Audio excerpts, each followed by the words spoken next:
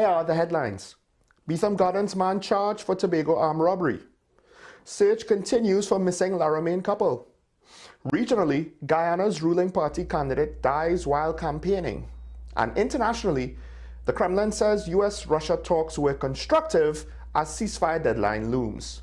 Now for the details. One man has been charged in connection with a robbery that took place at a supermarket on Milford Road, Scarborough on Monday, June the 30th. Cody Cujo, 28, appeared before Master Franklin on Monday, August the 4th, charged with robbery with violence. He was granted bail in the sum of $250,000 with surety.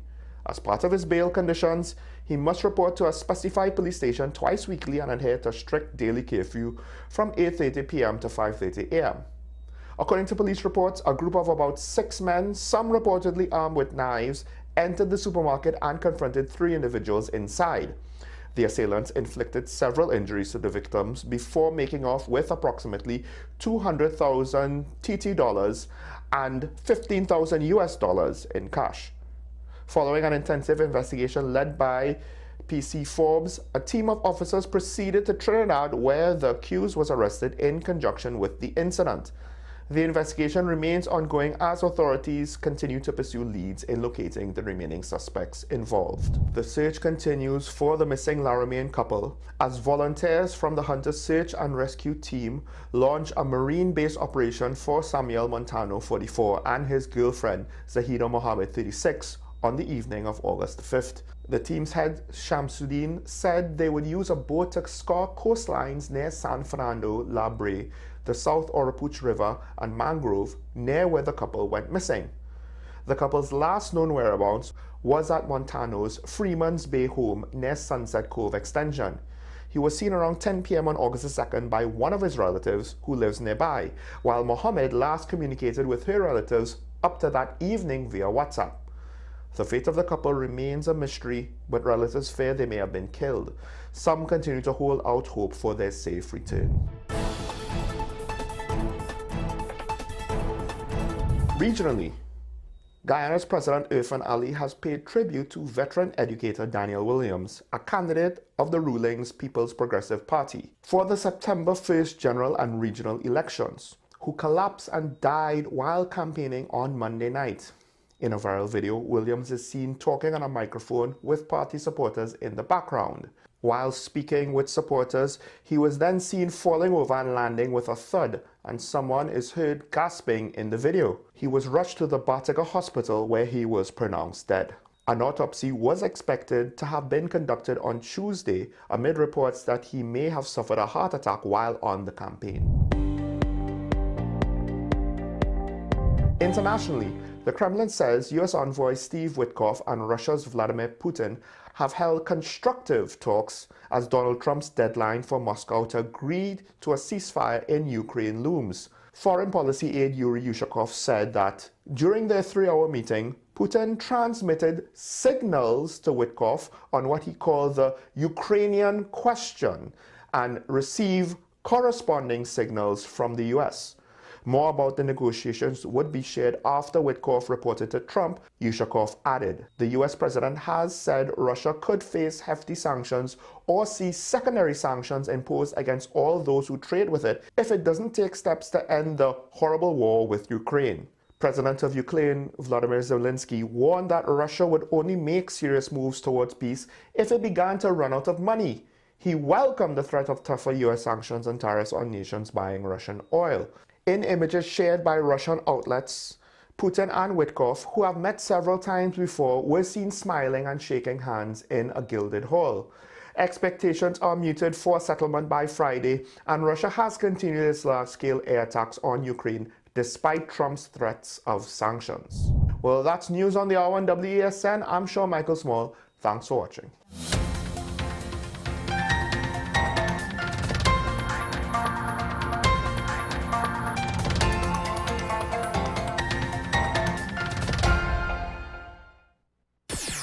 WESN.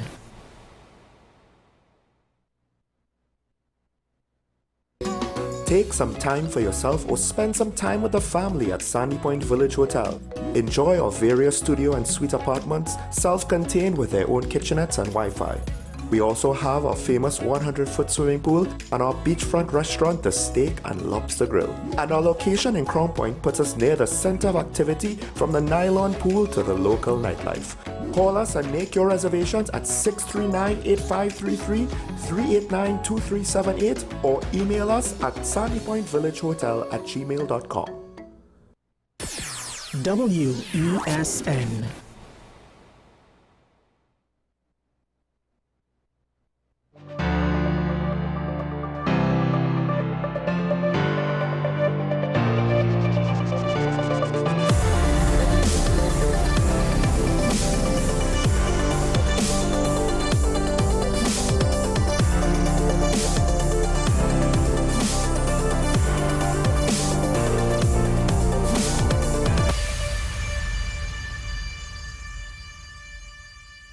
Well, probably this will be the one time I could say this, but it's Trump Tariff Thursday.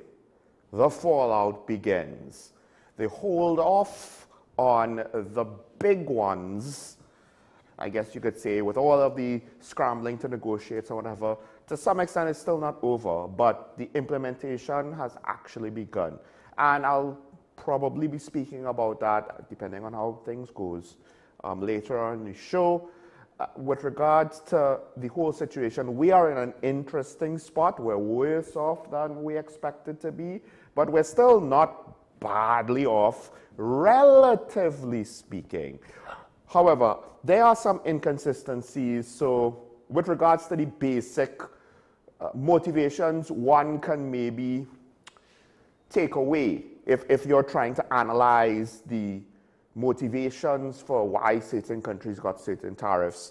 They don't necessarily all follow the exact same pattern, basic pattern, right? So maybe there's stuff that we don't understand with regards to interconnectivity of different situations, similar to what's going on with India, who is being threatened with further tariffs if they continue to buy Russian oil, because for India, it's really cheap oil.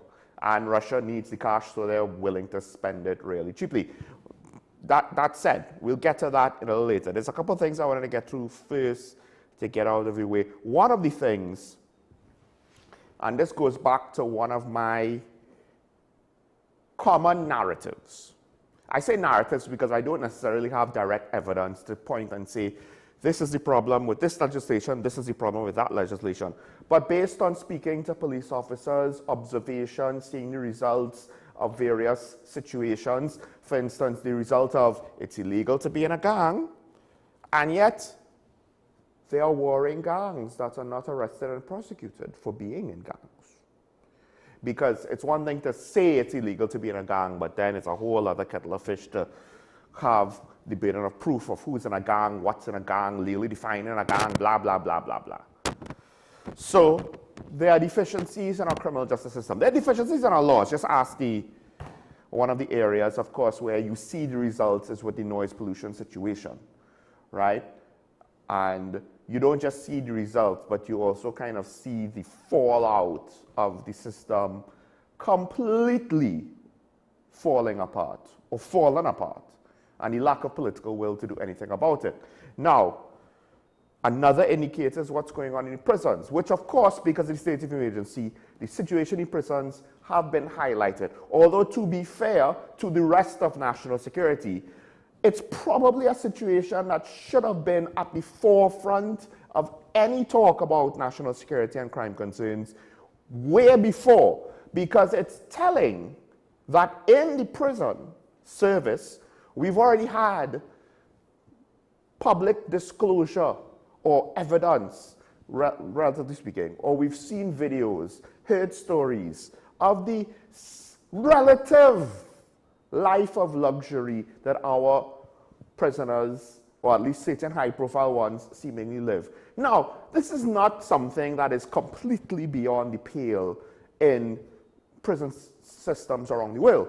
There are multiple videos about various inmates in the US prison system. They speak about their time there. Some of them would have been big shots. One of them, I even remember, he gave the story, it's on YouTube. Can't remember the exact prisoner's name or the exact prison. But the point is, he went down into the kitchen He had the capacity, because he was one of the top 3 inmates in this huge prison. He had the capacity to get let out of his cell, walk down to the kitchen, and order the staff to make him a burger. And when the head of the kitchen, started to complain because he was new, basically he got hit with a reality check. Now, what we're speaking about is not necessarily someone using that power and authority to do anything criminal per se, although he probably did at some point, but we're not talking to potentially levels of what we see here. But rather, it was a sense of, I help keep the prison under control. You will concede things to me just because it makes everyone's life easier. Which is a hell of a way to live, because he's supposed to be incarcerated, right? But, look, things are what they are. It seems like that has somewhat of a balance point. But our situation doesn't seem to have much of a balance point, because in part, certain aspects on our society side of the equation, not just the prison, is out of balance. Because it's one thing if you're incarcerated, saving your time, you do your time quietly, you don't make too much of a fuss. Maybe you demand for certain things like getting certain foods or a TV, but you don't necessarily look to call hits on prison guards and stuff like that. But the point is, it happens. It happens everywhere. But with us, it seems to happen just too much, too extreme, too unabated. Prison guards have been attacked far more than any other protective service, it seems. Not that police and army haven't been attacked, but not to the rate of the amount of prison officers that have been killed. And, of course, there's the whole state of emergency based on the security breaches. The sheer amount of drones, the fact that it is believed 40 prison officers are found to be working with inmates to smuggle contraband in. The thing is, the acting commissioner of prison is basically saying that they don't have solid evidence on the wrongdoing. He's saying, yes, there's intelligence, but unfortunately, and we've heard this about the gang situation, right? They have intelligence about the gangs, but for some reason, they can't convict anybody. So the question is, why can't they get evidence? And apparently, there seems to be similar problems here, in that they have evidence of these things, they have intelligence of these things, but they can't get evidence, sorry. And dare I say, this is just another sign of the deficiency of our criminal justice system. Because, yes, around the world, you will have certain prisoners that take liberties because they are a big deal, so they could control their fellow inmates. So unfortunately, the prison service of that institution gives them extra respect.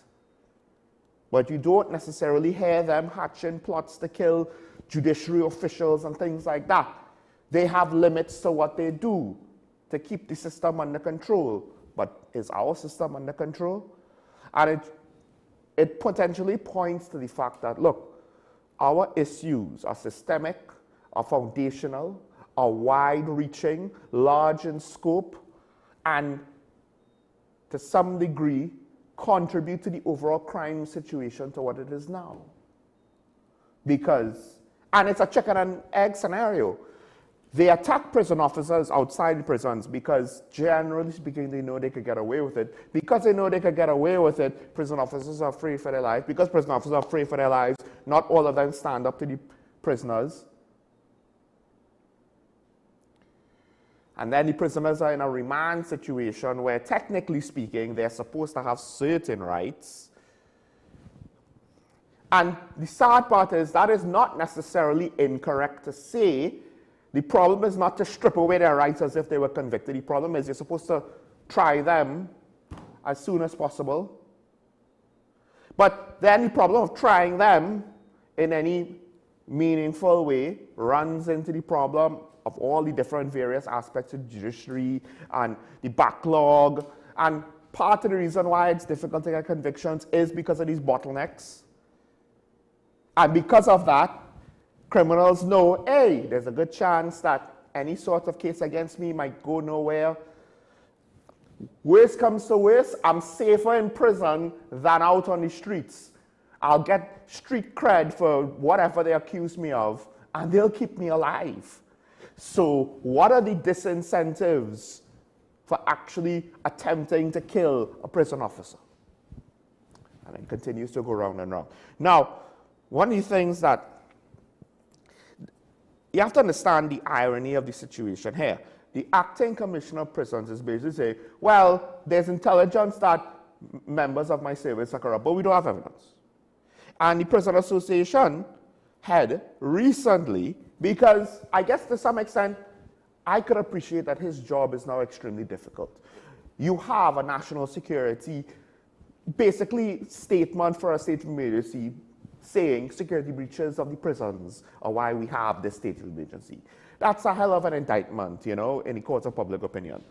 And he is essentially saying, I believe he gave out a figure of 2% of the 2,700 officers, right? Prison authorities said 2% of the 2,700 officers have not been operating under the law. So to some degree, they know. And then the question is, which will actually make it more than the 40 prison officers if that math holds, right? The point is they know, and yet they can't say, because I get it, the standard is innocent and proven guilty. That's what the commissioner of prison said. But it's a hell of a thing when you're saying, hey, this 2%, this is from the association, is making our lives more dangerous because they're getting involved in things that are then leading to other officers being under threat. In one case, I believe it's Gordon said, yes, a superintendent was killed because he refused to allow food to come into Building 13. And he's pointed to the fact that, hey, although some of these religious exemptions maybe are going a little too far.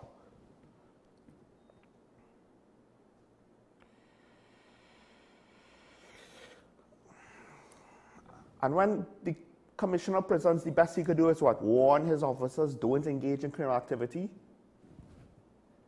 I'm sorry, but former ministers of national security, recently former ministers of national security have done that bare bones, basic, obvious messaging.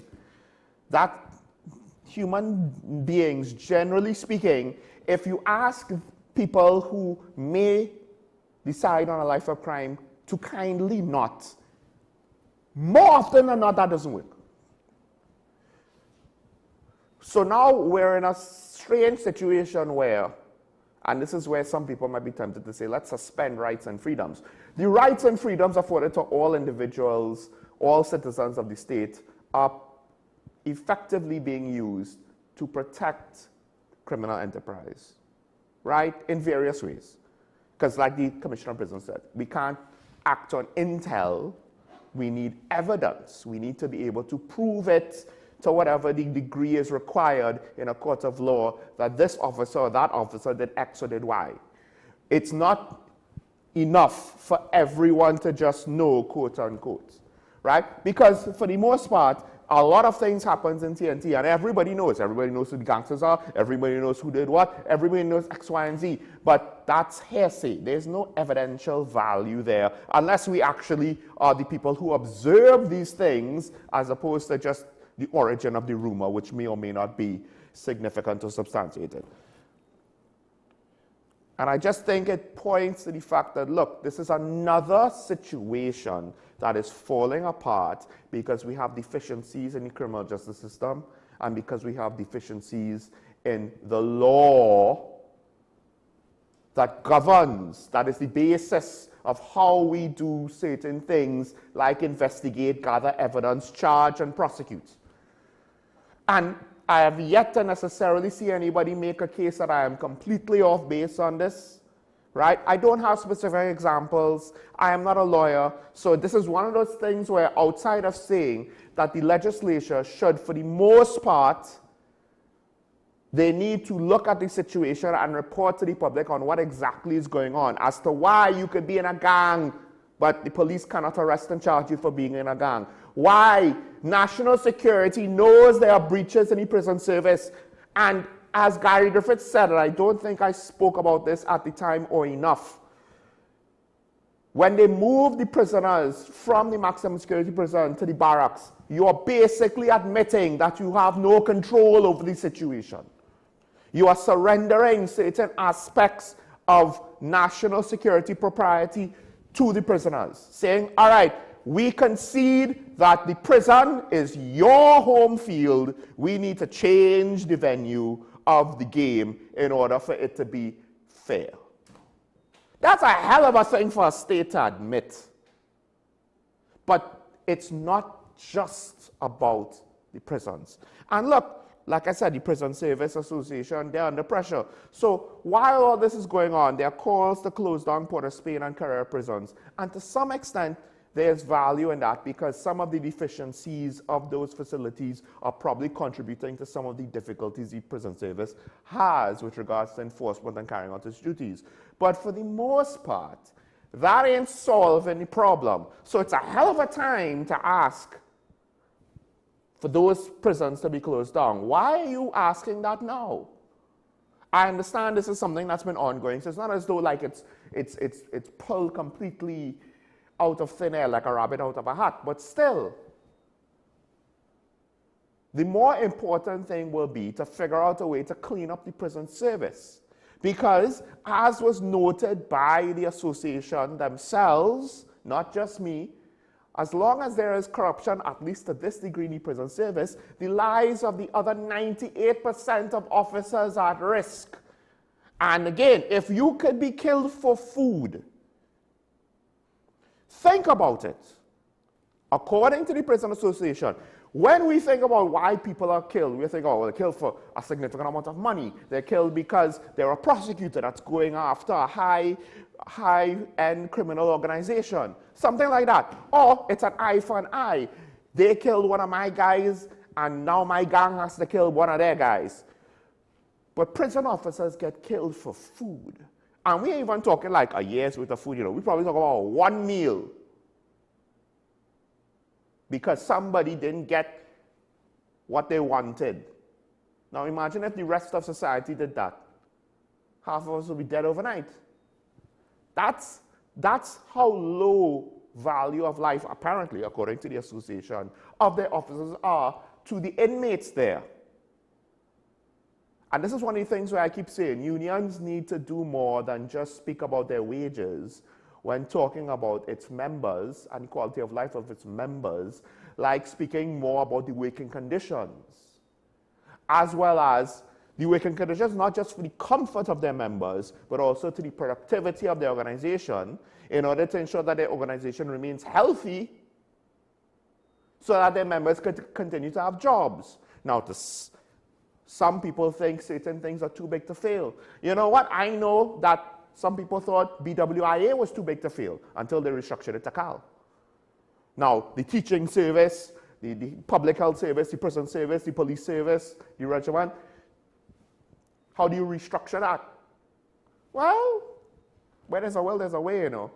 Depending on how poor we get, radical change might be closer on the horizon than we think. I don't know anything. I'm just saying it's not impossible.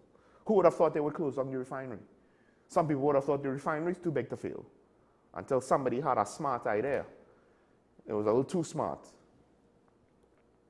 It was so smart that it got them voted out at the first real opportunity to get voted out because the COVID election was a separate thing. That was a one-time thing that you can't really compare to other elections.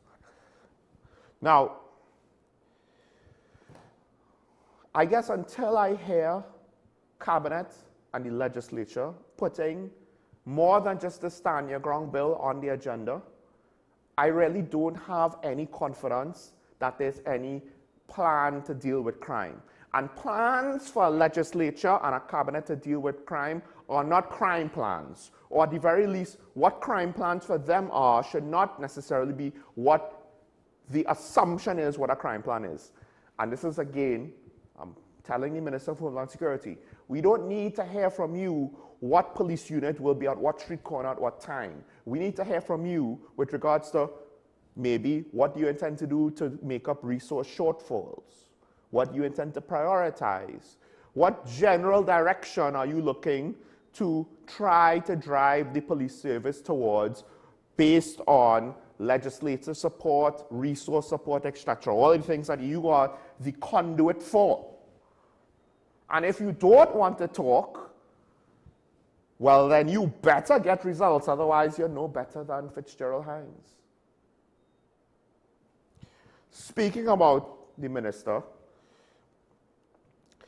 the public consultations of the Stand Your Ground law, well, it took a corrective redirection by the Minister of Homeland Security, which, for some people, there's a little bit of irony there that the Minister of Homeland Security is having to now, make statements to try to do a little bit of damage control based on what the Minister of Defense said. I'm not going to explain that statement any further. But he was pointing to the fact that, look, this is not a license to kill. In fact, him and the NGC chairman, Gerald Ramdeen, which, I'll be honest, I'm not entirely sure why it's appropriate for the NGC chairman to be sitting next to the Minister of Homeland Security in public consultations on Stand Your Ground legislation and speaking on it. Like, even if he has a party position, as far as I'm aware, he doesn't have a government position. Maybe I'm wrong, maybe I don't know. But that said, Minister Alexander basically, I wouldn't say made great pains, but tried to redirect or clarify that, look, this is not giving you a license to kill. This is about protecting your home.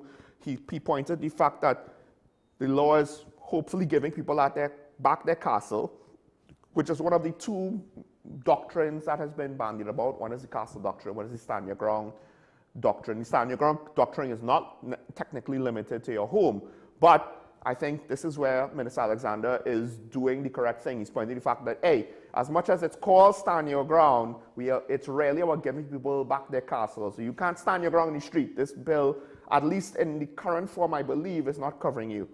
And he's trying to be a bit more, and this is where I guess you could say he is doing his job, right? He is trying to make people understand, yes, this is about self-defense, but that doesn't make you immune. You need to be willing, and people need to understand, and this is why I think at the end of the day, it's not just enough to say, we have legislation for you to defend your home, and we're going to make it much more reasonably accessible to get a firearm if you so choose. People need to learn all of the implications of getting into a fight, whether a gunfight or a fist fight or whatever, before they get into that fight. And one of those things are the legal implications, right? It doesn't open, this is the quote, it doesn't open the floodgates for you to kill anyone who walks into your yard, not the lady selling magazines or the man selling mangoes, right? We have to contain our rage or we'll be no better than bandits. So I appreciated this, right? And he's pointed the fact that the services are under-resourced, but he said, people want to ask about the crime plan, you'll see the results. All right, fine, we hope to see the results because a Stand Your Ground legislation is not really going to solve anything. What it is it's going to potentially shore up the last line of defense, but it's supposed to be the last line defense. So again, from cabinet, from the prime minister, from the attorney general, from the legislature, from the head of government business, I would like to hear what is their plans to deal with criminal justice legislation, right? But from the Minister of Homeland Security, while he also could speak on that and is a part of that as a member of cabinet, the situation with the budgets of the various services, what's the time frame of these things, right?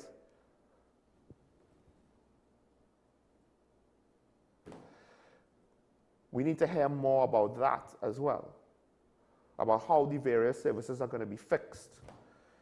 Part of it is trust and confidence, not speaking. I don't know if you can get away with it. to some extent, you're paying the price because one of your predecessors was very non-communicative, limited in what he was willing to say and apparently do, right? So this is not the be-all and end-all. This is the last line of defense. But I would like to hear from the Minister of Homeland Security, because I don't think this is revealing anything in the tea leaves. What about police response times? Now, I did say, okay, maybe a study needs to be done. Maybe certain police stations are not optimally positioned to cover the areas with regards to response times from the station, is the unspoken implication of what I didn't say when I spoke about it before. But at the end of the day, I don't think the geographic distances are that bad. And at nighttime, the traffic usually, unless there's an event, should not be that bad. One of the things that we don't know how to do, however, is to plan around events, which is crazy because one would think, to some extent, a lot of these events have to get permission in various different ways from national security services. But is it that we don't have a database of the events that are going on, so that then potentially some other officers could make note of it, look at the calendar, look at a map, look at the situation and say, hey, because of this going on there, we need to compensate by doing that and the other. In order to ensure traffic flows aren't an issue. In order to ensure that first responders are not caught up in traffic unnecessarily, et cetera, et cetera. I don't know if we're doing that. Things like that. Things on how to utilize the National Operations Center holistically. We don't need all of the 11 herbs and spices in the recipe. We just need to know that, hey, the chicken coming fresh. We're cooking it now for now. So it's going to be good. All right.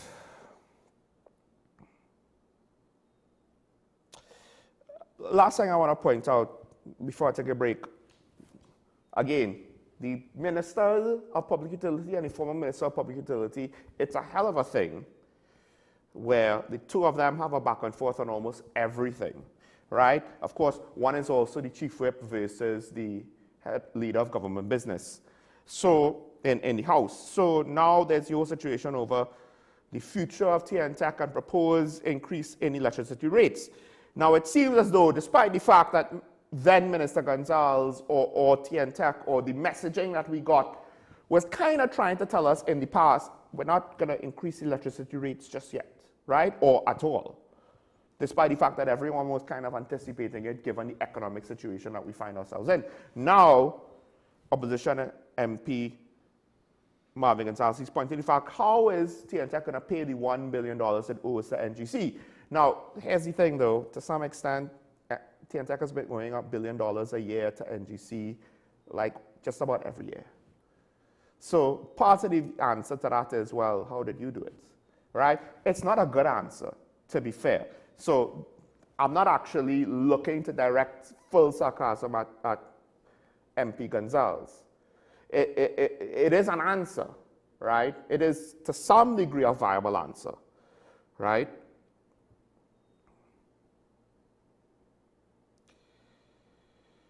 I mean, Minister Padrad blamed the opposition for allowing the debt from TNTech to NGC to balloon to millions over the past 9 years. No, technically it's been at $1 billion every year.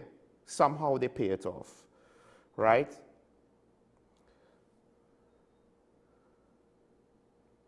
And this is another thing.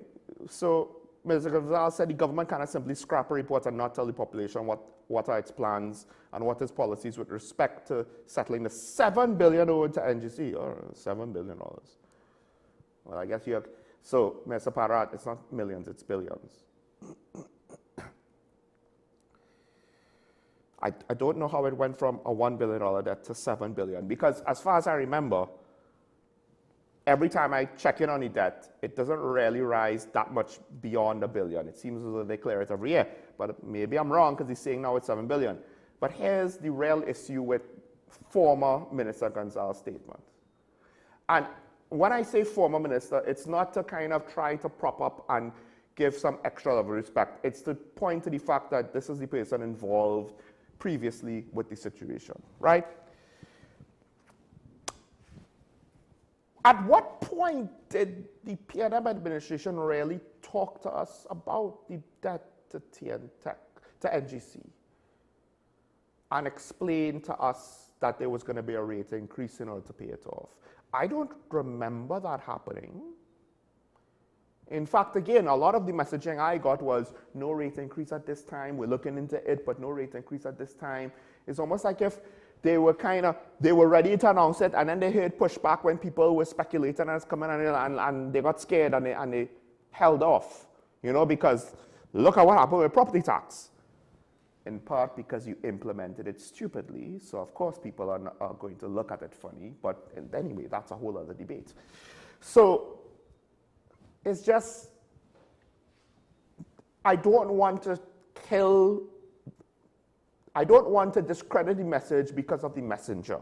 And in this case, it's not even necessarily the messenger's fault, but he was part of the previous administration, and the previous administration at times didn't really communicate. And then complained that we were speculating about things we didn't know. Why don't we know what's going on? Because you didn't communicate. So now to kind of complain, hey, you're not communicating with the people. Now, on one hand, it seems hypocritical, not necessarily directly, because while I'm not going to say that his track record was perfect on communication, it was better than his peers in the cabinet that he was in. So he'll get a little bit of points for that. That is former Minister Gonzalez. Not perfect marks, maybe not even high marks, and then we get into subjective territory of how you want to assess him, right? His public persona has probably taken a hit over the last couple of months, particularly with a lot of people who are biased for the current administration and don't want to hear him criticize it. But then there comes the part where we have to remember one of the things that Karen said, and that I've been saying, it's not about winning the debate. Just because somebody did something doesn't mean it's justifiable for the next government to do it too. So if the current administration is supposed to be better, as much as I could say, hey, Marvin, maybe don't highlight things the current government is doing as though your colleagues didn't do it too, because your colleagues did, and that kind of undermines the argument you're trying to make. That said, I as a third party could easily point that out. But the truth is the truth. If we want a better government, we want them to be more transparent and forthcoming. And just because a member of the former administration who also, or at least his administration, and maybe to some extent he himself, also was not always transparent and forthcoming, just because they say it doesn't mean that it is untrue. It's just that there's enough blame to go around on both sides. All right, enough about that. I'm taking too long. Let's take a break. When we come back, we'll get into, well, the Jack Warner situation has a slight new twist. More on that after this. Shawn Michaels Montes is talking about. We'll bring it back after this.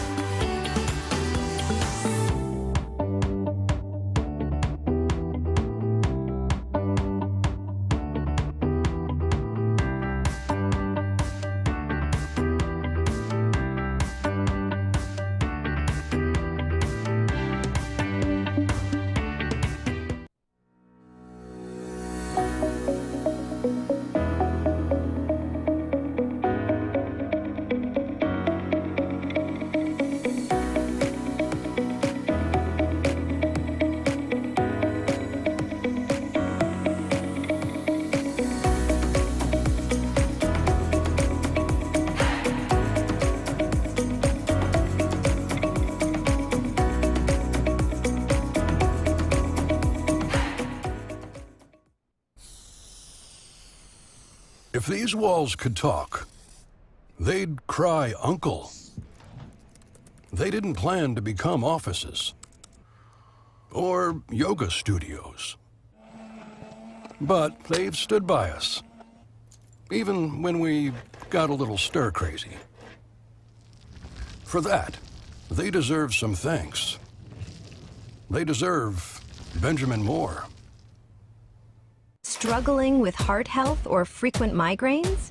Discover the simple steps to reclaim your energy and vitality. We're diving into a topic that affects about 422 million people around the world: diabetes. Tune into Wellness Unlocked, the series that delivers expert advice, practical tips, and inspiring stories to help you take control of your health and well-being. Your health matters. Don't miss Wellness Unlocked. Watch now on WESN and take the first step toward better health.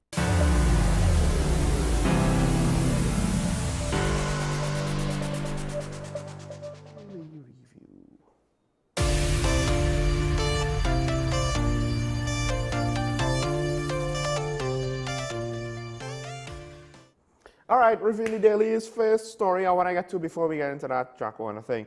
It was a situation in national security where two defense attorneys were allegedly targeted to be attacked, and this led to the police intervening and arresting a suspect with a sophisticated weapon. I have no idea what that means. I have never heard that term. I assume it means one of two things: either a high-powered sniper rifle with a sophisticated long-range scope. Utilizing those things are not quite like utilizing most of the firearms, or something like an AR-15 with Picatinny rails, and it'll have a whole host of attachments, maybe a suppressor, a laser sight, ACOG, all kind of nonsense, right?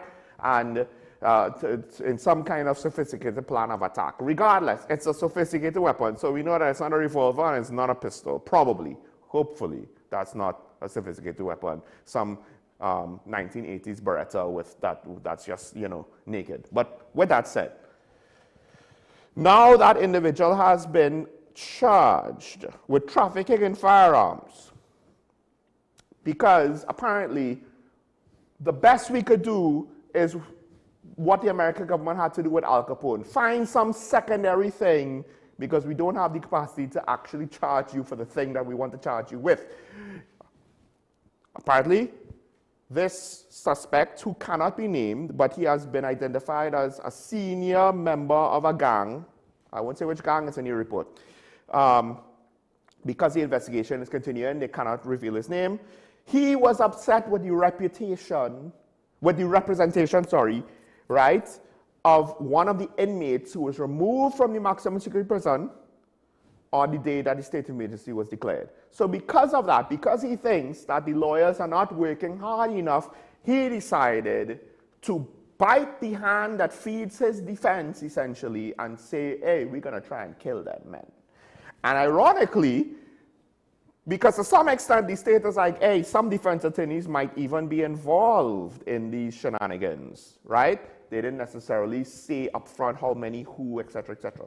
But to some extent, there was a little bit of a hint that the defense attorneys, yes, they are on the other side, but they're on the other side because they are the required legal representation in court.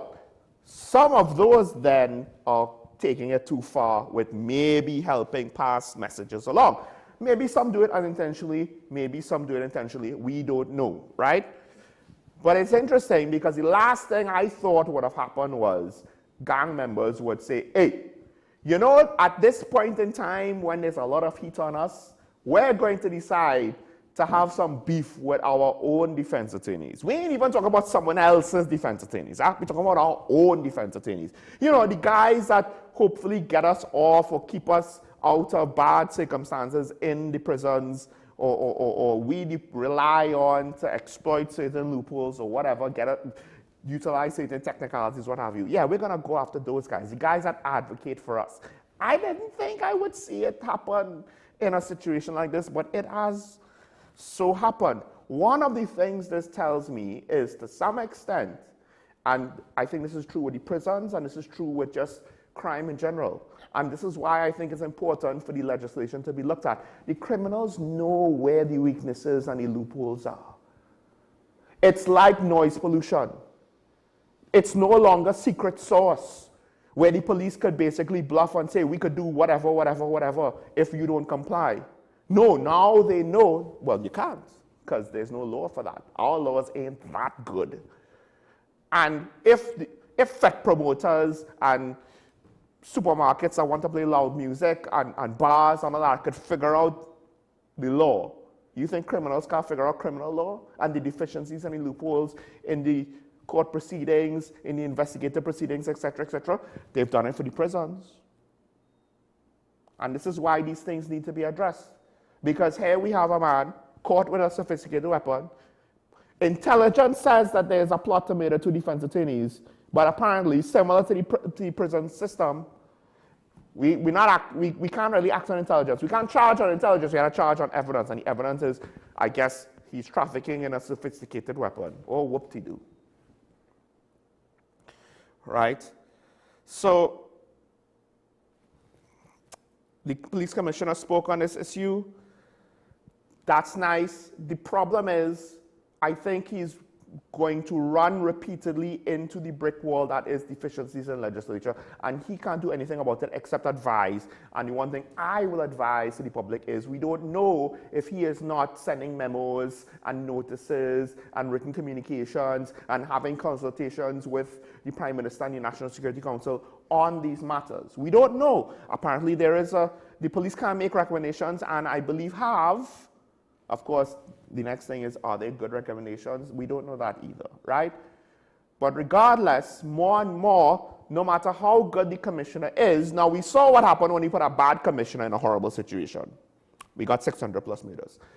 No matter how good Guerrero is at his job, maybe he's good in some aspects, not good in others. Regardless, he could be near perfect. But it seems as though he and others in national security are basically having to fight with at least one arm tied behind their back, if not both. And then what's eventually going to happen is the sentiment behind stand your ground, the sentiment behind take the gloves off is eventually going to grow. And we'll be lucky if it will be limited to something like El Salvador. But it might go further than that. Because I am actually surprised that more police officers and prison officers haven't succumbed to certain temptations to take certain shortcuts, which would be really, really, really bad for the moral framework of our society. But human psychology, on that level, it would be somewhat understandable. Not agreeable, but understandable. And I won't go into further details about that. I'll just leave that there. But I don't think we could just expect the world when the whole system is broken. And the results are bearing that out, which is why I kind of have, I don't know if I fully believe the Minister of Homeland Security. But I could be wrong. I didn't believe in the previous state of emergency, and we got reasonable results. The murder rate reportedly is down overall at this point in the year, although recently crime reporting has kind of looked very ugly. Right, now let's go to the whole Jack Warner situation. And I'll be brief on this. It is a weird twist. I am not necessarily a lawyer, and I haven't worked in national security or foreign affairs ministry. So forgive me, this is what I believe to be the case.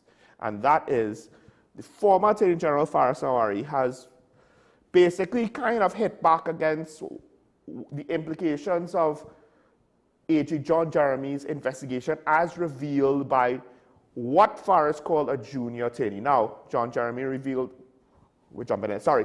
John Jeremy revealed, that's my bad. John Jeremy, it was revealed that the AG has instituted an investigation into the ministry and his predecessors over what was basically described as missing documentation on the extradition of Jack Warner. So much so that the attorney representing the state apologized to Mr. Warner, saying that the Court of Appeal and the Privy Council apparently made certain decisions based on documentation that they believe to exist but does not exist.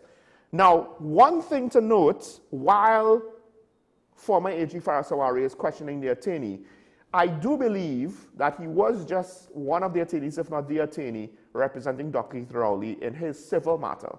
So I don't know to what extent there are political lines or if it's just, he's just a qualified guy there to do a job. And if his conduct was incorrect. It might just be a mistake, an individual mistake, rather than a grand conspiracy. But that's speculation on my part right now with a lack of information. What the former AG is saying is, TNT, and this is what I interpret it as, so if I'm wrong, feel free to call and correct me, but I apologize in advance, but this is what I take from it, or what I understand the case to be.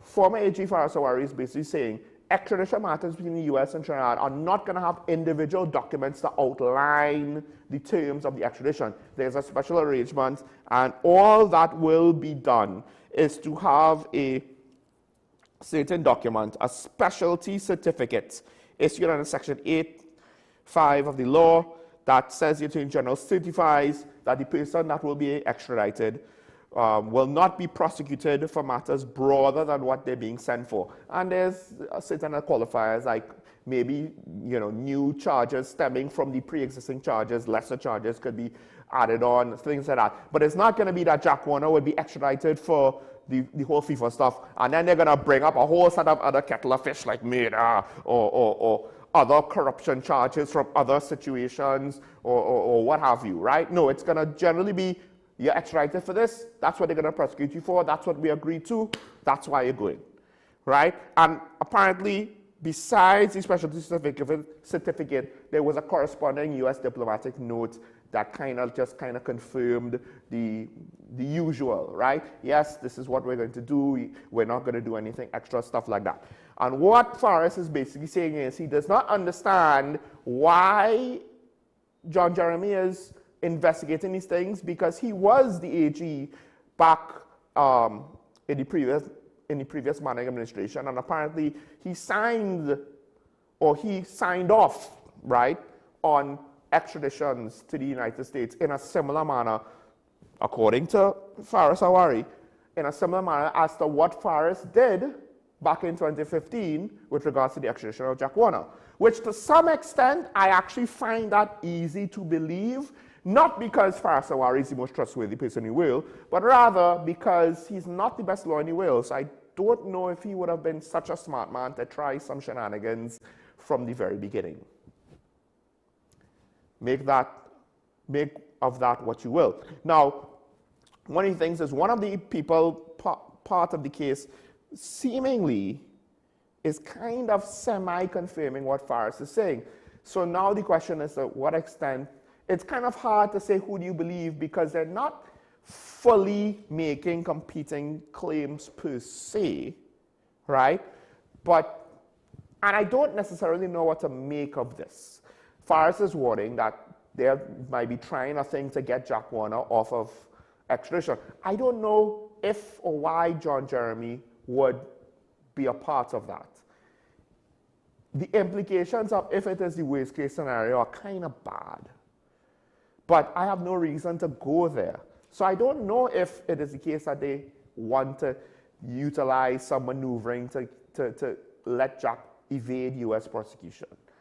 And like I said, this does not exonerate him from the charges. This does not declare him innocent. It just means that, look, there might have been technical issues with the extradition, and to be fair to Mr. Warner, he is right to say that it needs to be cleared up. The flip side is, Faris Awari is saying, hey, but if the matter, this is how we've always done it because of the arrangement we have with the US, and now we're upsetting that unilaterally, how it will look. And maybe the United States should now become an interested party in this matter, which to some extent, I don't know what the implications of that, the pros and cons of that would be fully. My media / public relations brain / layman's brain would think, well, nothing would be wrong with more input. Although, to what extent will we potentially get a disingenuous agenda introduced into the equation? I don't know, right? That very much depends on a lot of different circumstances. America is not some permanently always going to be evil overlord, right? But individuals might have varying agendas. So one of the other things that the current AG did was he revealed the fees to the lawyers on the Jack Warner extradition, the lawyers for the states. right? There's a lot of usual suspects in there, senior counsels, king counsel, etc., etc. Well, especially senior counsels. Here's my one thing with this. And I understand that maybe the AG didn't look to make it a big deal, but Jack Warner's legal team was requesting information. At one point, they had a freedom of information request. The judge said, yes, this should be revealed, etc., etc.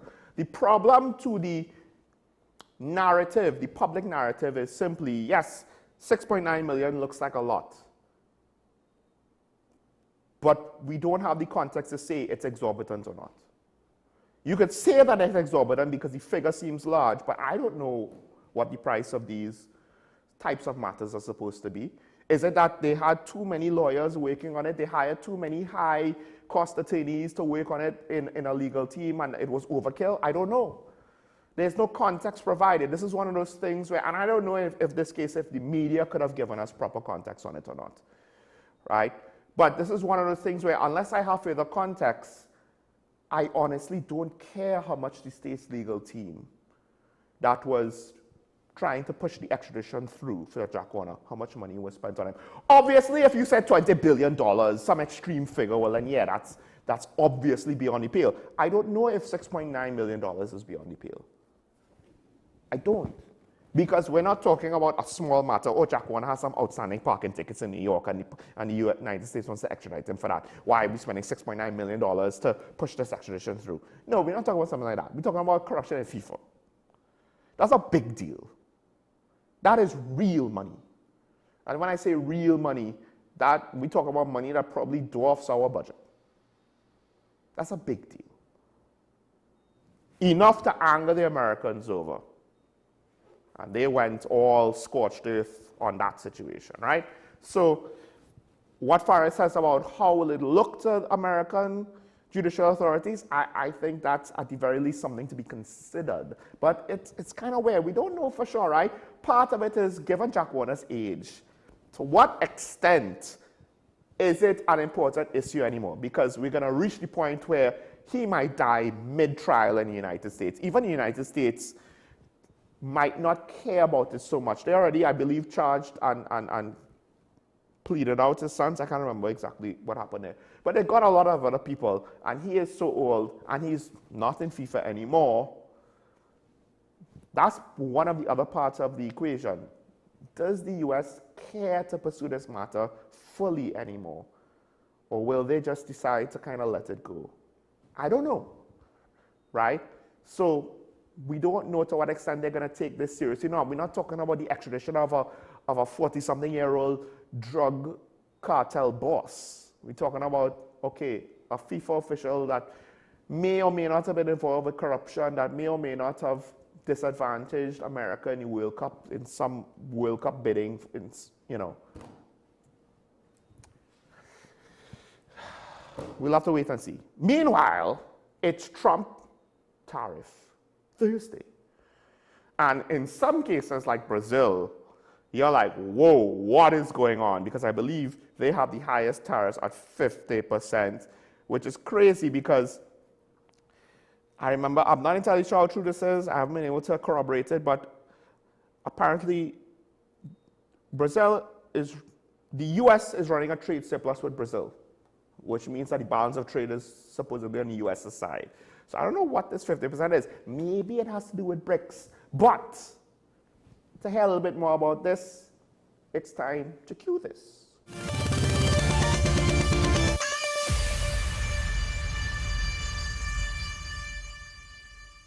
Donald Trump's decision to impose sweeping tariffs in every corner of the globe sparked outrage and even protests like here in Brazil.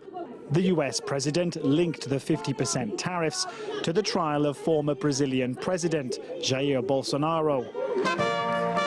Those tariffs, along with others across the planet, are set to snap into effect on August 7th after several delays, which, according to Trump, are meant to give countries time to negotiate.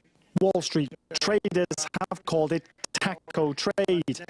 That's an acronym for Trump always chickens out, in reference to Trump's habit of threatening to impose tariffs and backing out at the last moment. Switzerland now has just a few days to negotiate a deal before it's hit with 39% import duties. Canada says it's optimistic it will reach an agreement to avoid 35% tariffs on its own exports. The conversations have been informative, constructive, and cordial. I would expect the Prime Minister will have a conversation with the President over the next number of days. While Trump may have scored political victories with headline tariff figures, analysts say his erratic trade policy has already alienated traditional allies. He doesn't like the leader, old or new, of Canada, Trudeau or Carney, and so he's teaching him a lesson, Trump thinks, by increasing those tariffs and making it difficult on the Canadian economy. That's how our decisions are being made. And if it sounds insane to you, that's because it is. Blanket tariffs may also slow the creation of manufacturing jobs by increasing the cost of imported materials such as steel, aluminium and machinery.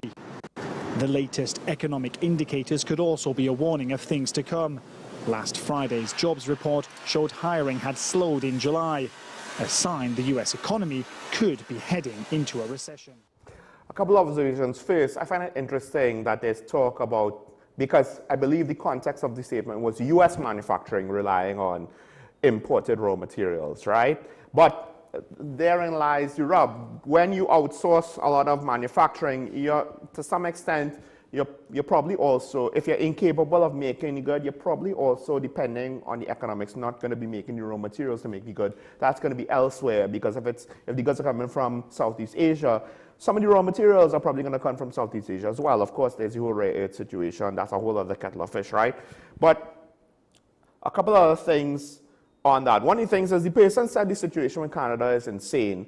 However, one of the points that has been brought up is the fact that Trump is basically telling Canada, you're not doing enough to deal with the drugs coming from your border. And I already spoke to the fact that there have been people that have gone to the gangs and they were either filmmakers or researchers, spoken to the gangs, and the gangs basically, the cartels in Mexico basically said, look, the Canadian border is easy to go over. We'll just move everything there. And we'll kind of lay low, particularly with our operations in Mexico, until the heat dies down with regards to the border security talk and all of that jazz. So this is the thing with Trump. Part of what he is going to say personally is going to seem like it's personal to him. But I do think there's some validity there with the fact that, hey, we have a relatively open border, right? Or at least it's a lot easier than a lot of other border situations. And we have concerns about drugs coming across the border, similar to what we have in Mexico. This is not necessarily that unreasonable or that far of a stretch.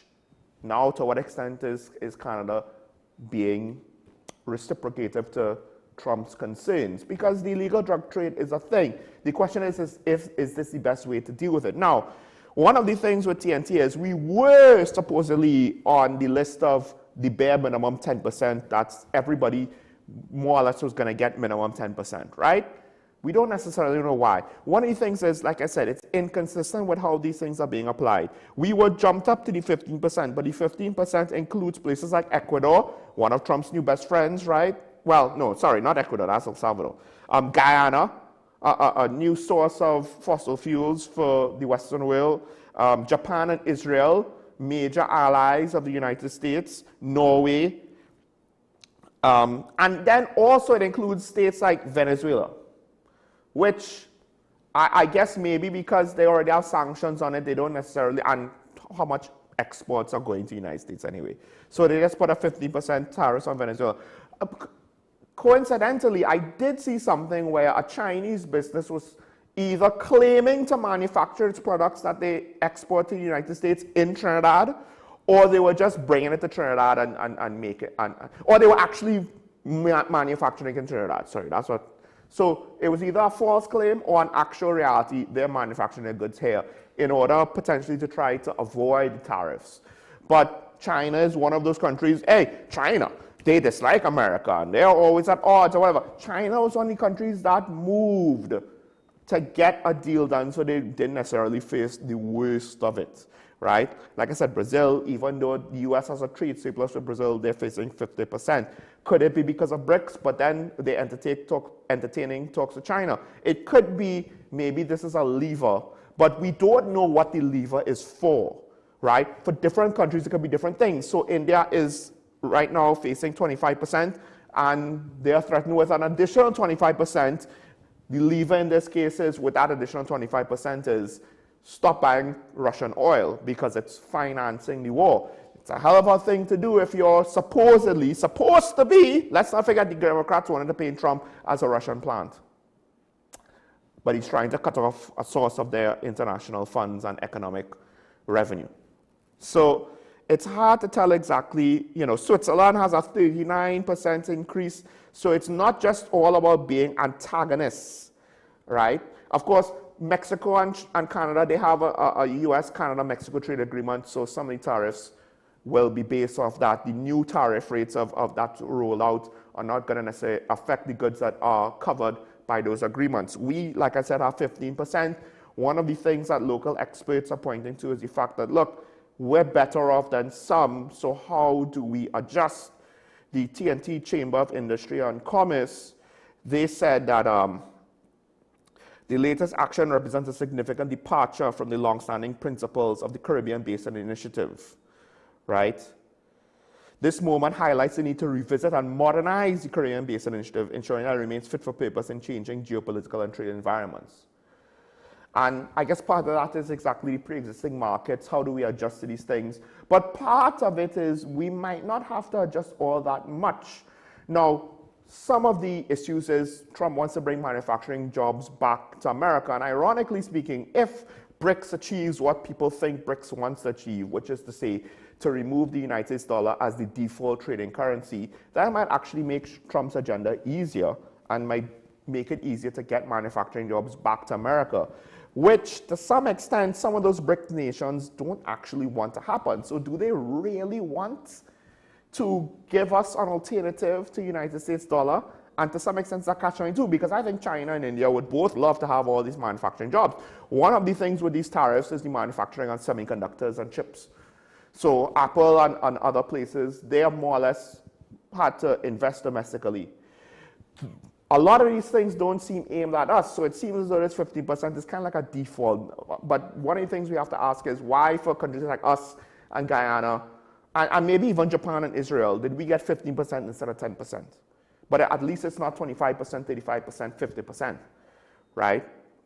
One of the things is, have we engaged with diplomatic talks with the United States? Part of the problem with that is that line is probably 1.5 miles long of all of these countries that want to deal with it. One of the things that are interesting is the markets in Southeast Asia didn't really have any big changes because of the news that the tariffs are finally going to be implemented. And one report basically said it's about the fact that, look, the speculation and the uncertainty was what made the markets kind of having a difficult time. But to some extent, once things are stable, regardless of the increase, certain, things might work out for certain corners of the world. And again, if you're not in the 25 to 50% club, you may come out ahead, relatively speaking. You may come out ahead. And it's not all about just trade surplus or trade deficit, rather, because again, Brazil is at the highest. And the United States has a trade surplus with Brazil. So this could be, and what I think it is it's a way for Trump to negotiate with other people. I mean, the EU they accepted 15%, right? They negotiated for 15%. And to some degree, he's kind of getting his way. To what extent it's going to have an effect on the American economy, that is what we need to be mindful of. Because again, if their cost of living goes up because of economic issues in the United States, given the fact that we import a significant amount of our food from the US, their increases in cost of living will directly translate to us. And it's not so simple to just find another source of food. Maybe we can import food from Africa or Europe, but part of it is distance, and part of it is just it's more expensive to venture into new trading territories because there might be certain benefits of economies of scale or pre-existing trade routes or whatever, right? And the close proximity to the United States and just the logistical routes of trade probably that happens throughout the Caribbean. It's just simple. Probably all the way to Guyana and maybe even to Suriname, right? With ships just rotating around the Caribbean Sea. It's probably easier than trying to get stuff from across the Atlantic. Although again, we do import a lot of food stuff from Southeast Asia, so well, maybe not a lot, but at times, right? It's complicated.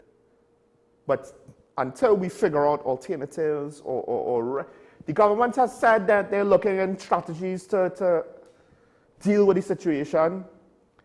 And I don't think that it's impossible for them to figure out a good strategy. It's just that given the degree of proficiency we've seen from our political class, and this is not necessarily fully the fault of the current administration, but to some extent, they are part of the political environment, and we do have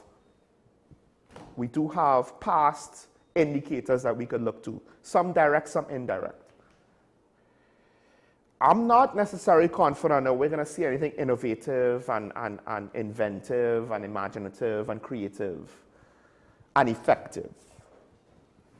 I think it'll be more like well, we kind of wait and see, and things may or may not work out, like how they worked out at times, because when the price of oil and gas goes up, then things work out, right? And when they drop, things are bad. And we have yet to figure out ways to kind of mitigate the risk of the uncertainty, of the volatility of energy markets. But now we just have this tariff slapped on our face. Does this mean that, you know, chubby sales to North America are going to drop? I don't know. Maybe Canada takes up most of the slack. I don't know.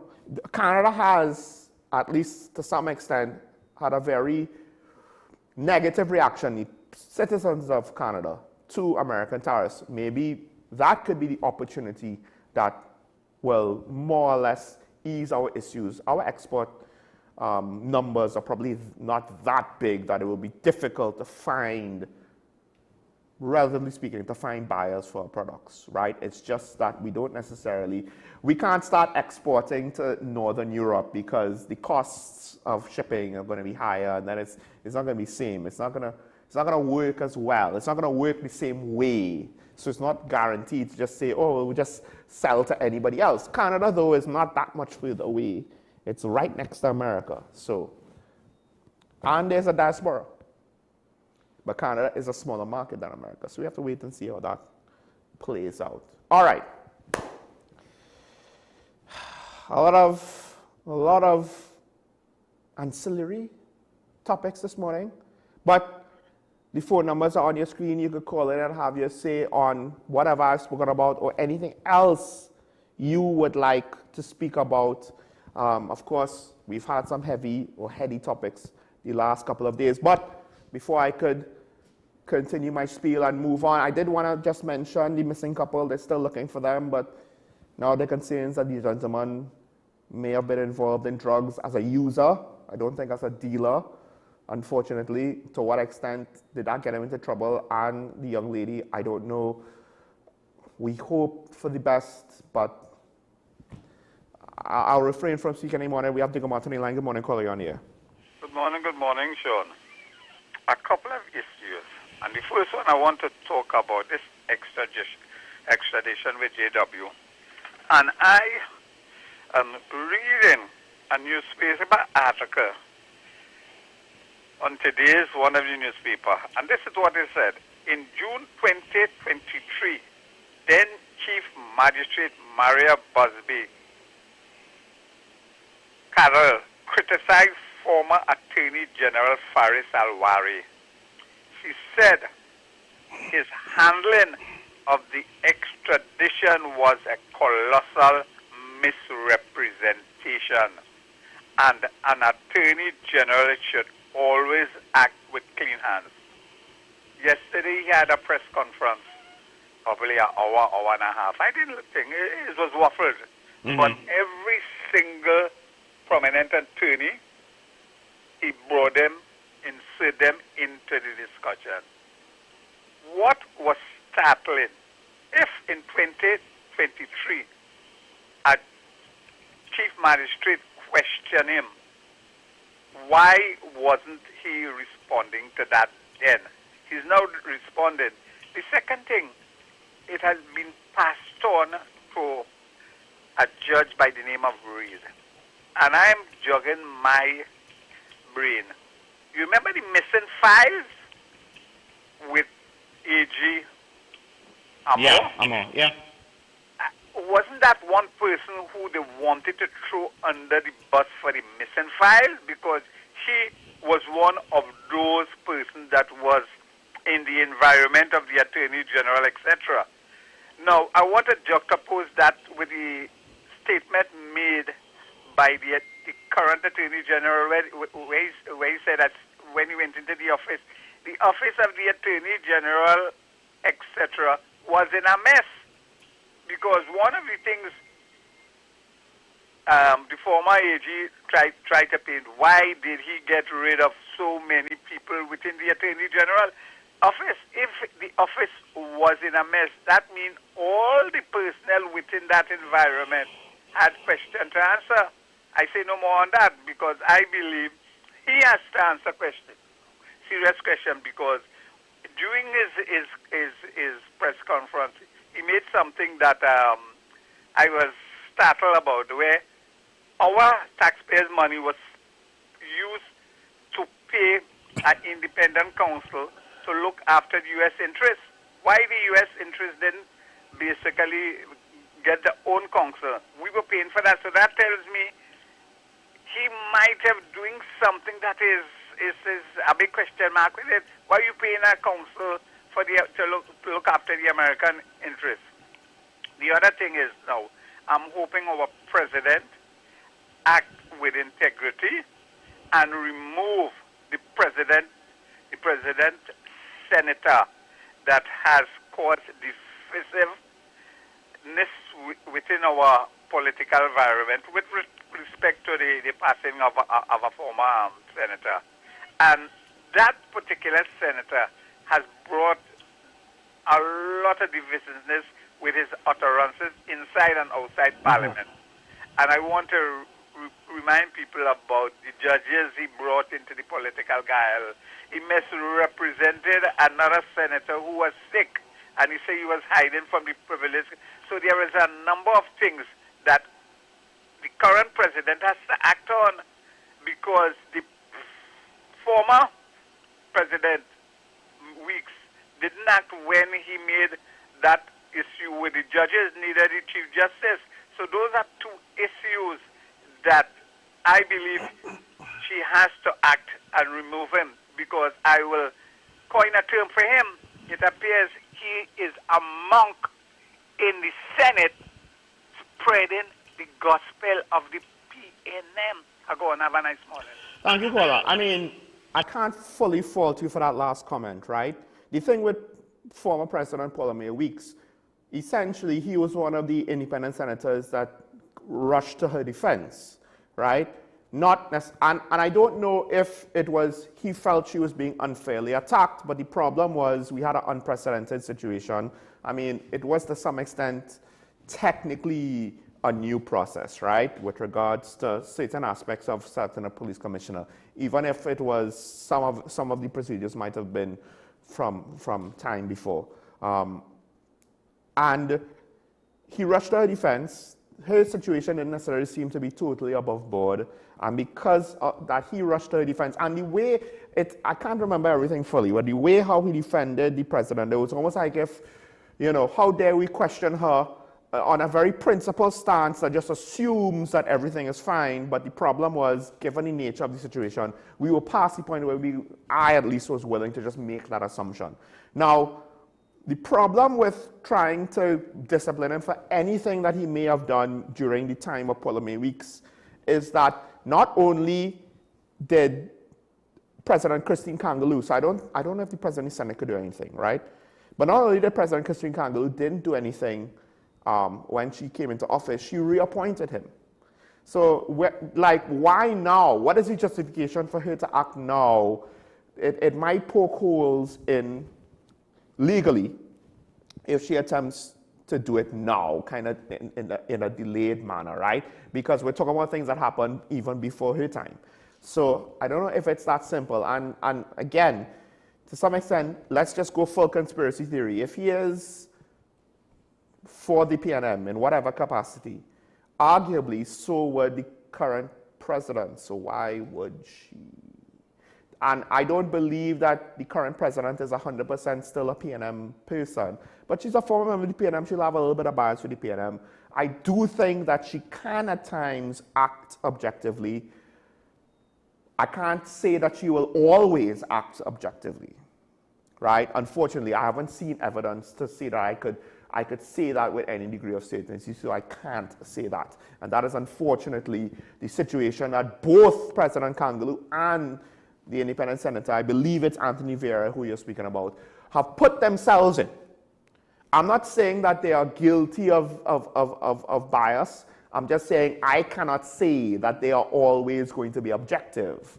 And to the degree that they are biased, you will make of what you will. We have Arima on the line. With regards to the taxpayers' money on the Jack Warner thing, I think it depends on how the arrangement is between us and the U.S. Arima, good morning. Morning, Sean Michael Smoke. Morning. Yes, solutions. I want to digress a little bit. Uh-huh. Now, why I say I want to digress, right? I get some feedback, but I know. We're not. Go ahead. Pratt and Morgan and the Privy Council. Now, why I say Pratt and Morgan and the Privy Council? Because people were asking if the death penalty is still part of our laws. And one of the theories of motivation, I think, is reinforcement. They tell you behavior followed by positive consequence is more likely to be repeated than behavior followed by negative consequence. So if Pratt and Morgan tell you have 5 years to arrest, try, convict, and handle all the appeals, and if I was sitting here, this country, if they say here between 4 to 5 years for the matter to start, and then 4 to 5 years for the case to finish. So chances are most of the people who will be charged for murder will not be able to face the hangman. No. Yeah, I believe it is you cannot be on death row for more than 5 years. So you would have to be, I believe, you would have to be convicted first for then the time to start counting. The problem is the appeals process. The defense lawyers know how to string it out for 5 years. My belief is that the entire thing had to happen within 5 years. And that is how the former Attorney General was able to convict and hang Dolchedi and the group. Because they were dealt with within that 5-year category. And they were also claiming that Mr. Ashby was wrongly hanged because he was beyond the 5 years and but that warrant was still read to him. The ruling speaks. Am I wrong? The ruling does speak a 5-year limit for execution after sentencing, right? Because the whole idea is it is the ruling, I believe the ruling says it's inhumane to be on death row for too long of a period. So it doesn't speak to before you're convicted. But again, the appeals process could easily chew up those 5 years. Easily. We've seen that happen. No, my take is this, right? And this will tie into reparations as well.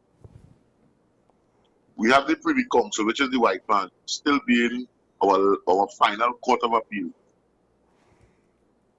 And the Caribbean Court of Justice is, I may be wrong again, promoted as a hanging court.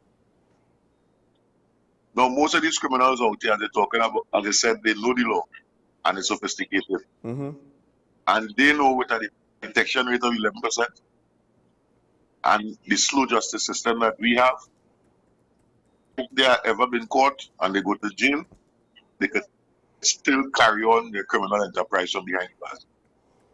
Up and until criminals start to realize, hey, the state is willing to execute me for murder, this nonsense. And I want to put a spin on two things here. It would tie in with Jack Warner and also with trillions. Now, Sean, if you come up with a formula to take $10,000 now, and by Carnival next year, you invested it and it will turn to 50, would you go and invite anybody else to invest the money? I don't think so. It depends. But generally speaking, you're probably correct in most cases. So for me, most of those people who take the money to put it in this thing, knowing fully well that the greatest return you may get is 5.5% on any investment legally. Well, then they shouldn't be crying now. That's the first thing. Mm-hmm. And the second thing concerning reparations and what I said yesterday. You ever read the book Roots? No, I have not. At least I don't think so. Well, I had. In my time in Fatima, I read the book Roots. And there was a part in Roots where Izzy,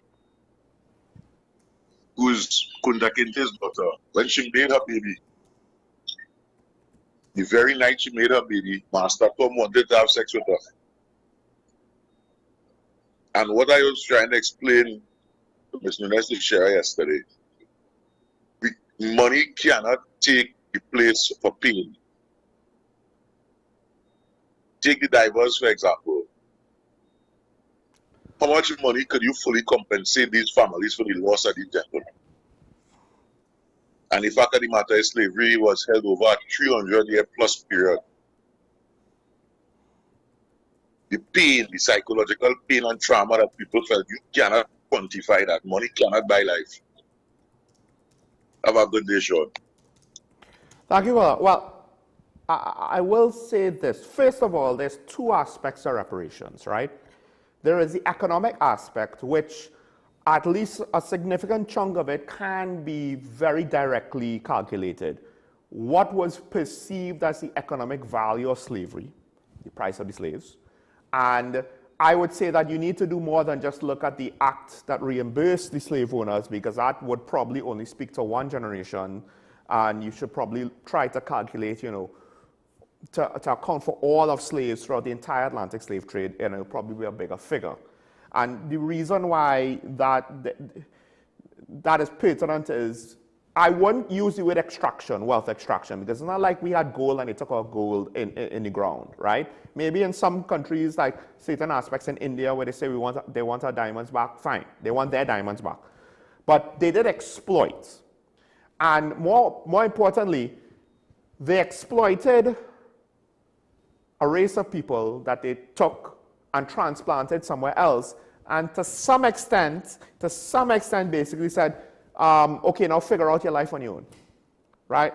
That's an oversimplification, but still.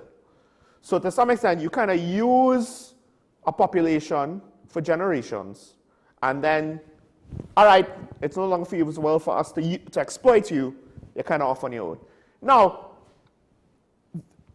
it's more complicated than that, but you don't always have to complicate things. The thing is, you can't put a value on human suffering, but you can put a value on the consequences of human suffering, so that you could hopefully send a message that this is societal wide now, and you could say global society, hey, certain things we don't agree with, and we want to ensure don't happen again. So this is the potential consequence. The actual monetary value is never going to really give you the most accurate.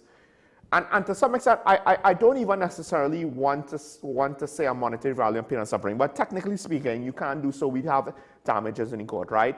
But the other aspect besides the economic exploitation is the stripping away of culture. And that had a very negative impact on the well-being of the society. And I'm not just talking about, oh my gosh, the suffering that the ancestors went through, and now the modern day African diaspora is perceiving and to some extent experiencing empathically, but not directly, and they'll never fully experience it or understand it, right?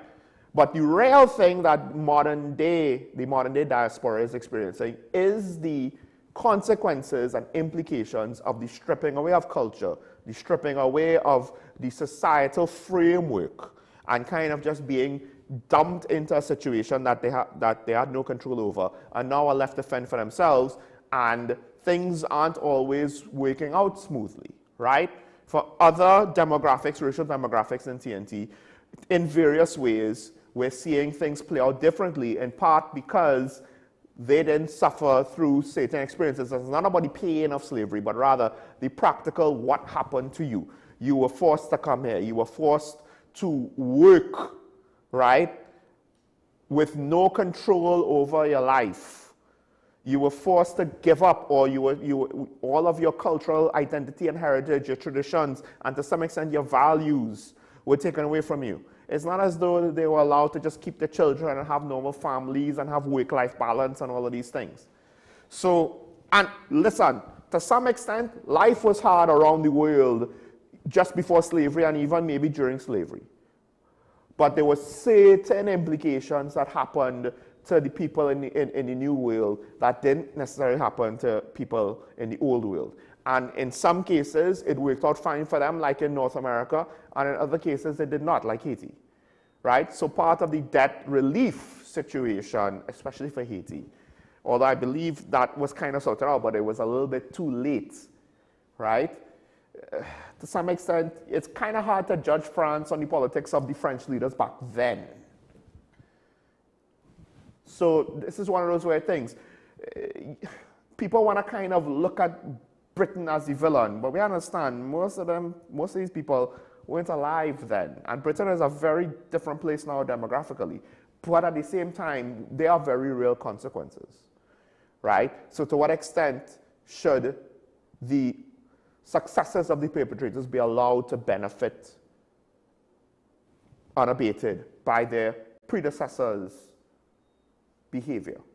And to what extent should the successors of our situation have to deal with certain negative consequences of something that their predecessors did not opt into, right? Indentureship is different. You opt into indentureship. You could still complain about the treatment during indentureship, but it's not quite the same. So I understand where you're coming from, and to be honest, because of a whole host of other complex reasons, reparations is one of those things where I'm not gunning for. But if we're going to do it, I'm then going to say, hey, let's do it right. That's point number one. But one of the big issues is really, okay, let's say the United Kingdom gives a certain amount of money to the various countries in the British West Indies. What happens to the amount of money that supposedly is coming to Trinidad and Tobago? Who is it to benefit for? How will it be utilized? Distributed? Sovereign wealth fund? Well, a sovereign wealth fund will be of the benefit of the entire country. Is it fine that it's to the benefit of the entire country? Is it not fine? There are certain ethical and practical questions that I honestly don't have the answer to, because there's a lot of pros and cons in whichever way you look at it. And complications like that and all kind of, you know, it's one of those topics that I'm fine, okay, if you want to deal with it, deal with it. I'm not advocating necessarily all the way for it, but I'm not going to advocate necessarily against it at this point, right? But the last thing I want to see is there's call for reparations. UK says, all right, we'll pay reparations, and then everybody gets a small lump sum, right? Well, the African diaspora gets a small lump sum. I don't think that's the most responsible thing to do. But of which, technically speaking, my father, his sister, and to some extent, my brother and I may qualify for, depending on what the cutoff point is. And I'm not really looking for anything like that. But, you know, we have something on the line. Yeah, San Fernando, good morning. You on here? Good morning, Sean. You hear me right, Sean? Yeah, we're hearing you. Yes. But so far for the week, I've listened to you whole week. And I have to say this. Remember, we have two rappers at small in stature but have plenty to say.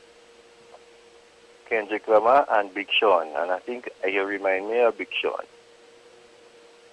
You say what you have to say without very dispassionate. That is very nice. Let me say this, Sean. Mm-hmm. With the reparations, it's not sorry. I'm saying reparations. Yeah, you get me there. With the with the extradition issue, yeah, Mr. Warner. You know, looking at the extradition act, I really believe that we need to take a second look at that. And it is too easy for other jurisdictions to issue an extradition warrant and take our and come to Trinidad and Tobago, and our Attorney General just signs away people's freedom. And I think it's time we actually look at that and have some amendments. In the U.S., most of the extradition, they do the extradition warrant from Delaware because it is the easiest place for them to get an extradition warrant. Easiest place for them to get the extradition warrant. No such evidence needs to be provided. And in this case with Mr. Warner, based on all that I have read since this issue has taken place, what I see is an abuse of process by the U.S. and vindictiveness by the U.S. that they want Mr. Warner. That is what I believe. I would love you to go back and see all the evidence, all the reports that FIFA did, and all this stuff, and why they want Mr. Warner. Because you see, the last case Mr. Warner had there was thrown out by the judge by the Supreme Court in the U.S. So I see this as an abusive process, and I would like I agree with Mr. Jeremy to review this whole issue, because the U.S. just can't be doing what they're doing with this big stick attitude and big stick approach to the rest of the world. Have a good day, Sean. Thank you, caller. And I can't fault you for that at all, because to some extent it was clear. The U.S. is not intervening in some trade dispute or some armed clash between guerrillas and a dictator or anything like that. This is football, right? And to some extent, it required some officials in America to be upset for them to take such a heavy-handed approach. Now, it didn't help that I believe one of the alleged perpetrators was living in the United States. So, now, first of all, what you just said there, we need to look at the Extradition Act. What did I say? And I mainly pointed towards criminal justice, but I think, look, there's a lot of different things where our laws are deficient, and you're probably correct. I haven't looked at the act, and even if I did, I am technically not a lawyer. So a lot of what I do with regards to whenever I speak about laws and a results-based analysis, right? I may have an opinion that may sound correct or may be smart. A broken clock is right twice a day. So I'm not a lawyer, I'm not a judge, obviously, right? But the point is, I can't disagree with you. It's in line with my philosophies that we have deficiencies in our legal system, in our laws, right? And if you're saying that it makes it too easy for foreign jurisdictions to basically come and pluck our citizens or pluck people off of our soil, well, what can I tell you? It's added to the list, right? Now, Mr. Jeremy wanting to change the status quo is fine. I have no issue with this. What I do have a potential issue with is if he himself is trying to not acknowledge that he participated in the status quo, which is what Farasawari is saying, and is kind of trying to ignore that and just say, hey, this is bad, we should look into this, because this really is not a good look, and how could this be allowed to happen? Well, again, what Faris is saying is, the former Attorney General under the Manning administration, the last Manning administration, did sign similar certificates or whatever it was, right? and essentially signed off on the process as is.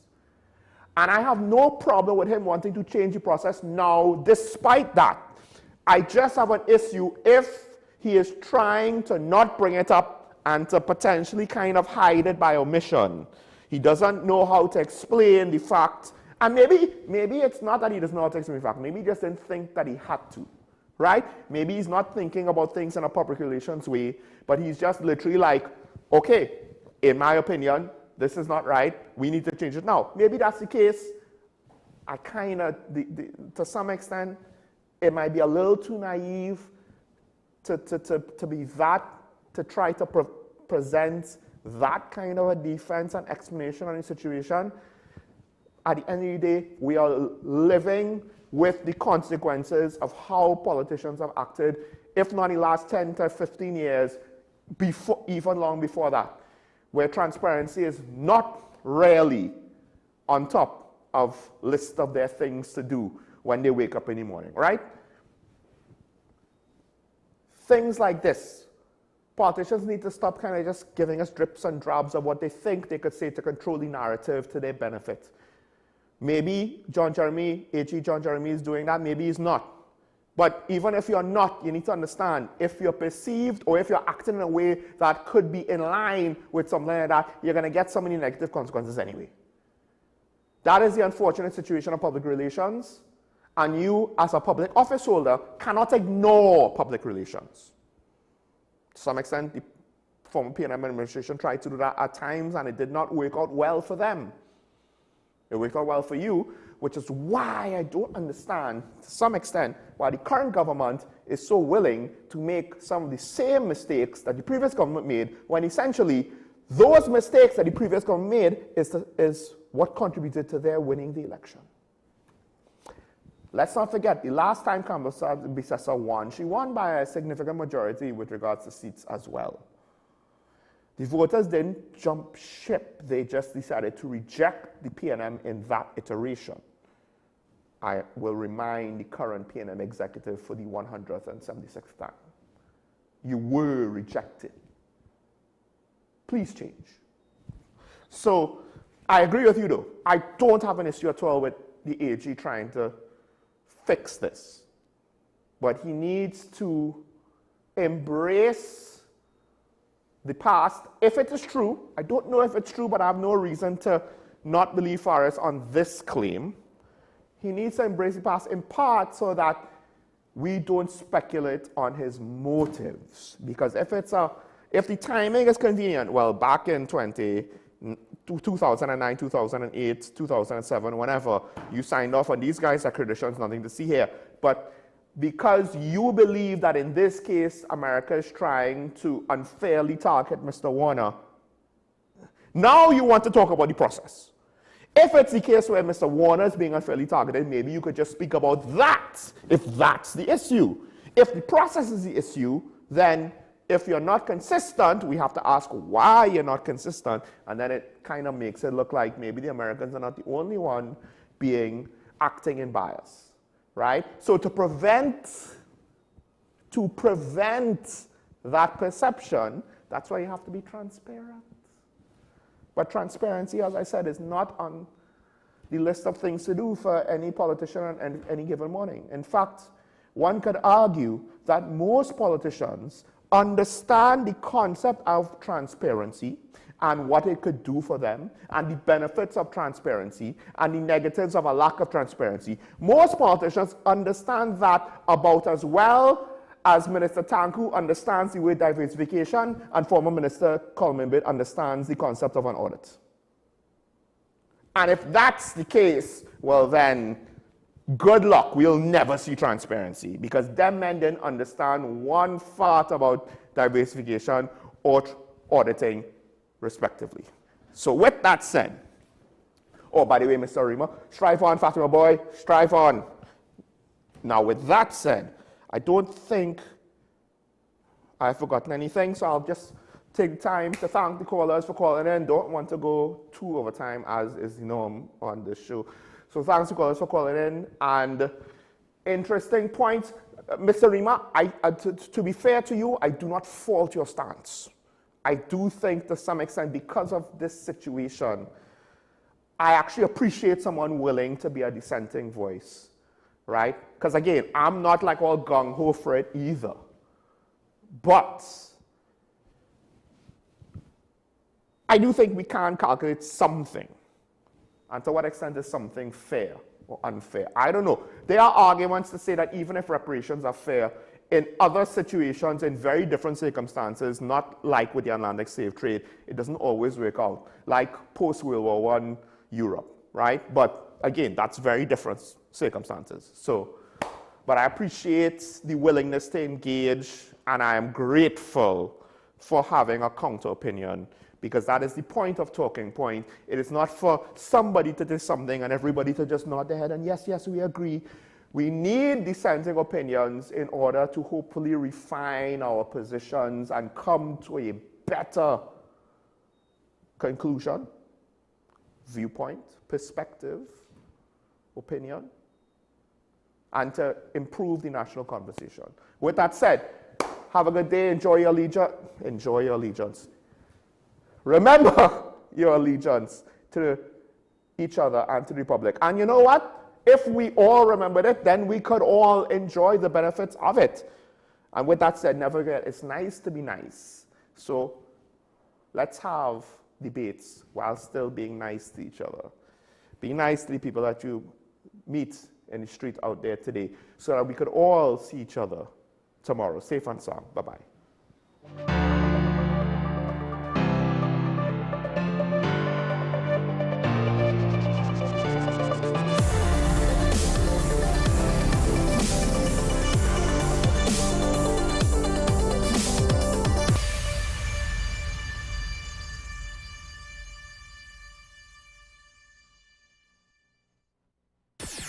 WESN.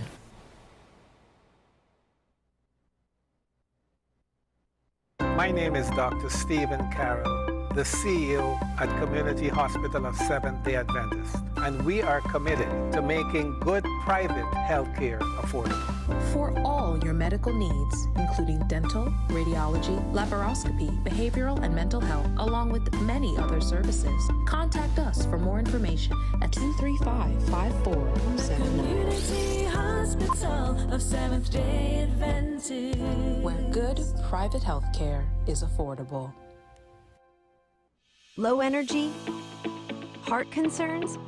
Migraines slowing you down? It's time to take control of your health. Join Wellness Unlocked, the series that brings expert advice and real solutions for a healthier you.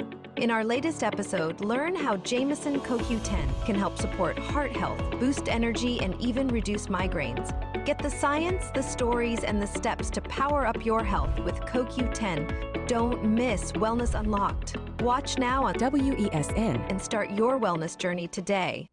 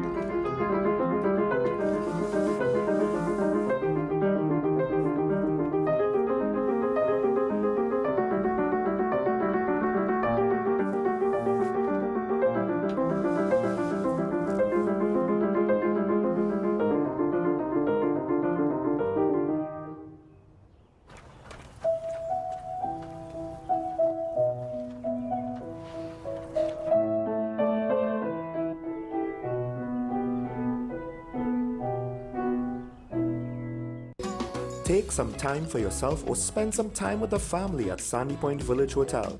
Enjoy our various studio and suite apartments, self-contained with their own kitchenettes and Wi-Fi.